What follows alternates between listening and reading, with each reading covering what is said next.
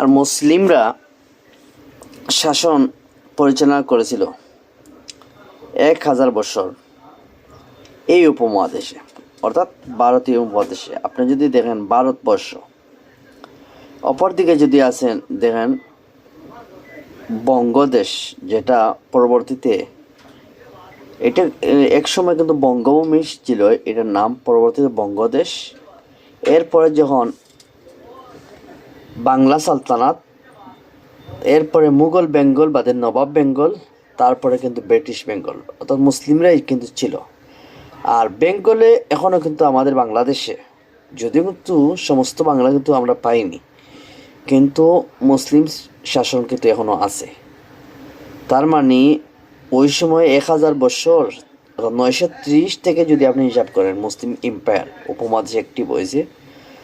এরপরে আস্তে আস্তে মনে করেন শুধুমাত্র প্রায় 1000 বছর, অর্থাৎ 1857 সাল পর্যন্ত কিন্তু ভারতবর্ষে মুসলিম শাসন ছিল, যা পরবর্তীতে কিন্তু এটা ব্রিটিশরা পুরা নিয়ন্ত্রণে নিয়ে গেছে 1857 সালে।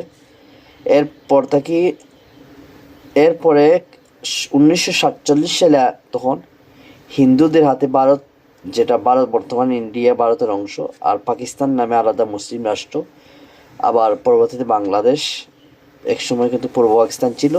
এটা 1971 সালের পরে আবার বাংলাদেশ হিসেবে আমরা স্বাধীন বাংলা হিসেবে পেয়েছি। কিন্তু মুসলিমরা কিন্তু লং টাইম শাসন করেছিল, অথচ এই হিসাবে কিন্তু মুসলিম এই ভূখণ্ডের মালিকানা। আর আপনারা যদি দেখেন এই ভূখণ্ডে কিন্তু মুসলিমরা কয়েক বৎসর 930 খ্রিস্টাব্দের আগে থেকে কিন্তু এই অঞ্চলে মুসলিমরা বসবাস করছে। তার মানে এখানে একসময় কিন্তু আপনি যে ভারতীয় উপমহাদেশে মুসলিম শাসন ছিল, মুঘল এম্পায়ারের সময় মুসলমানদের সংখ্যা প্রায় 70% কিন্তু মুসলিম ছিল মুঘল সাম্রাজ্যের ভেতরে, অর্থাৎ ভারতে। ব্রিটিশ সরকার এসে অসংখ্য মুসলমানকে অন্যায়ভাবে হত্যা করেছে।